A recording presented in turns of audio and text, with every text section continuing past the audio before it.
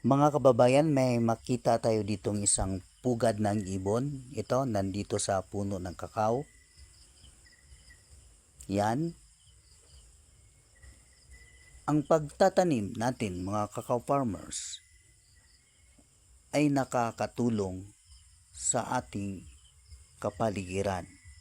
Katulad nitong kakao na ito, nakakatulong tayo sa mga ibon dahil sila ay nagkaroon ng kanilang gagawa ng pugad, at itong mga kakao ay may malaking papel na ginagampanan dito sa ating kapaligiran dahil siya ay nagbibigay ng sariwang hangin na ating nilalanghap.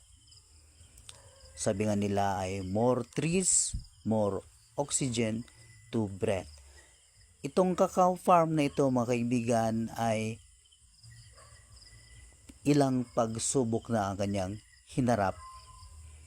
Ito ay naitanim way back 2020, pero nagkaroon ng problema sa COVID-19 kaya ito ay hindi naalagaan ng husto.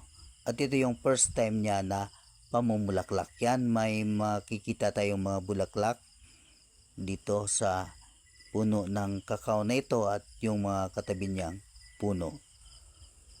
Ito ay ang PG610 na cacao clone. Galing ito sa Davao. At ito, after sa nangyaring COVID-19, ay nagkaroon naman ng problemang hinaharap, yung bagyong Odette noong 2021. Maliit pa itong mga kakao dito sa area na ito at marami ang hindi nakasurvive sa dulot ng bagyong Odette na napakalakas ng hangin, malaking damage. At ito yung first time niya na pamumulaklak at may makita na tayong maliit na bunga. Ito ay tinatawag na chiril. Nakayanan niya yung hinaharap na problema na dulot ng COVID-19. Nakayanan niya yung problema ang idinulot ng bagyong Odette. Ngunit ngayong taong ito, 2024, ay meron na namang isang pagsubok, itong El Nino. Sana ay makasurvive itong mga bulaklak at bunga nitong kakao na ito. Actually, ngayong araw na itong mga kaibigan, kami ay nagdidilig, nagwo-watering kami galing doon sa water impounding sa baba. Dinala namin yung tubig dito sa area na ito upang magdilig dahil sabi ng aking pinsan, 3 liters of water every day ay makakatulong na upang makasurvive itong mga kakao, lalo na itong namumulaklak at nagbubunga. Itong palibot nitong cacao farm na ito ay hindi talaga namin nilinis ng husto dahil alam naman natin na darating ang El Nino, kaya nag-ready kami na itong sa may puno lang ng kakao ang linisin.